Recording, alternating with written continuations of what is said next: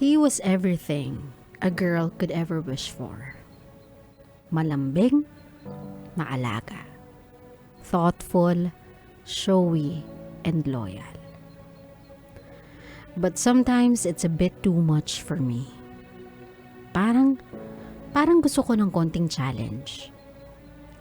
One day I was out with my friends and I ended up with a man na nakilala ko lang sa beach. Walang nangyari, but we kissed. Nung nagkakainitan na, I walked out. What bothered me is hindi ako lasing. I wanted to be with him. I wanted someone na hindi ko mape-predict at hindi ako yung mundo. Someone who will surprise me with life, not just memorize the things that will make me happy. Pero nakonsensya ako. Kaya pagbalik ko ng Manila, I told him everything. I thought patatawarin niya ako. And I'll get another chance. But to my surprise, he ended things between us and didn't want me back. For the first time in our relationship, natakot ako. Na paano niya natitiis na nagmamakaawa ako. I know it's my fault. Pero hindi ko lang inaasahan na dahil lang sa isang kiss, matatapos kami. 2 weeks na, nagmamakaawa pa din ako. I don't know what to do.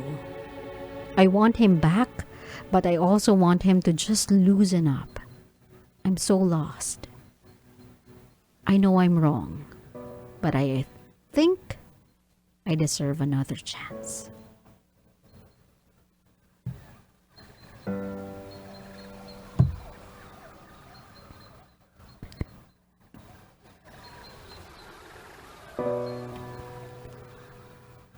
My love, kapag nag-cheat kayo sa isang tao, tinanggalan nyo yung sarili ninyo ng karapatan for any demand in that relationship.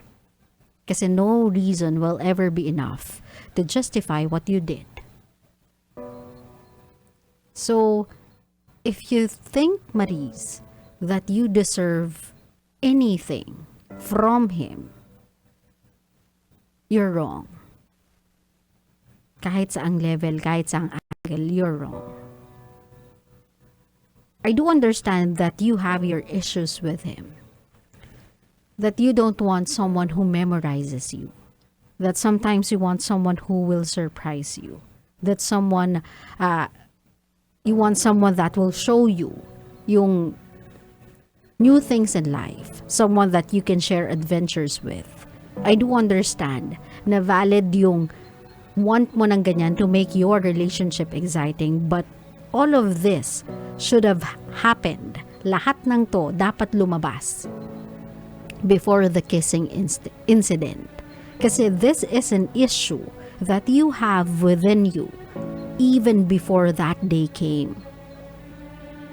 You felt bored kasi feeling mo predictable na yung moves niya. To the point na kapag dumarating yung February 14, you know that there will be a surprise. Kapag dumadating yung birthday mo, alam mong meron siyang grand gesture.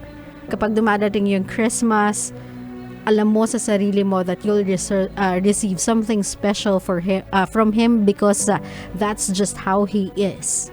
You have memorized his moves just like how he have memorized what you want and the things that will make you happy. Pero lahat ng concern mo again should have happened, should have been brought up before the kissing incident. Kasi no matter how valid those reasons are of you, now, hearing about it, it won't matter. Hindi na siya magtutunog rason, hindi siya magtutunog explanation. It will just sound like an excuse for you to justify what you did. Now, my love, kung na-shock ka, na-taken aback ka nung part or nung sitwasyon na hindi ka niya kayang bigyan ng second chance, na pinutol niya yung relationship ninyong dalawa with just, to quote your own observation with just one kiss. It's because, my love, balik tayo sa una mong sinabi, he was everything that a girl could have ever wanted. He made himself like that for you. He did everything you can possibly want and need from a guy. He was sweet, he was loyal, he was thoughtful, he was maalaga, he was malambing, he was showy. He did everything that he thought a girl would want in a guy. Just for you. So that maramdaman mo yung pagka-special mo, maramdaman mo everything that he thinks you deserve to feel. And yet, even after every effort na ginawa niya, nakuha mo siyang lokohin. It doesn't matter if it's just one holding hands, one hug from a guy na alam mong may mali siya. What more kung one kiss? Na ikaw na mismo nagsabi na hindi ka lasing, you wanted it to happen. How do you expect him to feel? Thankful na nakapagpigil ka pa? Thankful na, oh my God, thank you, at hindi mo itinuloy to something else. Thank you ha, nakiss lang yung ginawa ninyo, wala nang one night stand. What do you expect the guy to say? Congratulations, nakahanap ka ng something exciting in your life? Mahal, when you say sorry, para po to sa lahat ng mga nagloko ha, sa lahat ng mga nakagawa ng pagkakamali, sa lahat ng mga nakasakit ng mga taong mahal dapat talaga nila, pero for some reason they chose to commit mistake. My love, when you say sorry, kapag humingi kayo ng tawad, never offer an explanation unless it was asked from you. Never ever try to justify what you did. Kasi you always have a choice. Even when you are under the influence of alcohol, you still have a choice. Kasi nung mga moment na yun, yung gap, yung time period, mula sa pagka-sober mo, papunta dun sa drunk na ikaw, meron yung time na conscious ka na, oops, medyo napaparami na yata ako, tipsy na ako, medyo nahihilo na ako, natatamaan na ako, medyo iba na yung tingi na namin, medyo iba na yung dikita na mga katawan namin. Dun palang alam mo na conscious ka that it is happening to you and that random person. Doon pa lang meron ka ng choice to stop drinking. Choice to be under the influence of alcohol even more so. Pero you chose to push forward because you liked it. Kasi nagustuhan mo. So when you say sorry, do not offer an explanation. Do not even try to bargain. Huwag ka nang humingi ng demand, huwag ka nang mag-try na humanap ng lusot.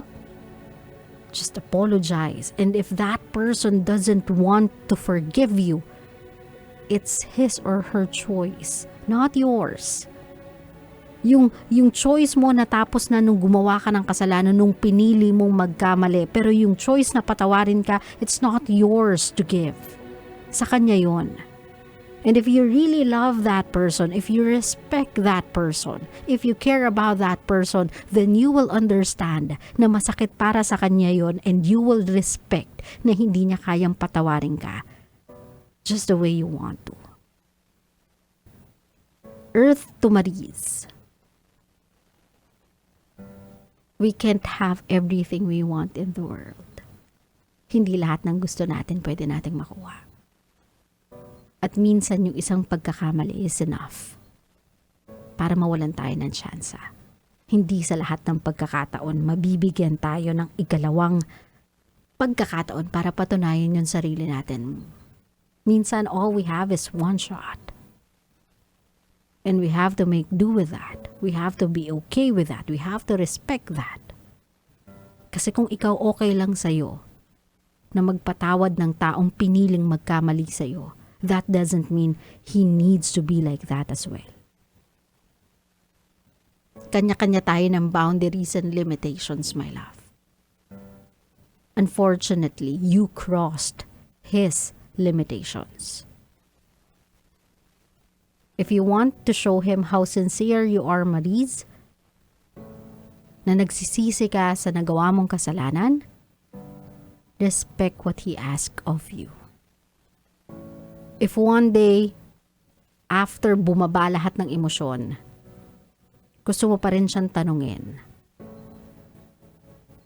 one last time, pwede pa tayong sumubok ulit. And this time without hate, without anger, he looked at you and said, wala na talaga. Then learn from your mistake and move on. Kasi yan yung sinasabi natin, once na nagawa na natin yung bagay, nakapag-act on na tayo, we can never take it back. Hindi na natin maibabalik yung panahon, yung oras, yung pagkakataon na yun. We just have to accept the outcome of it. Naintindihan mo ko, my love? Klaro? Klaro.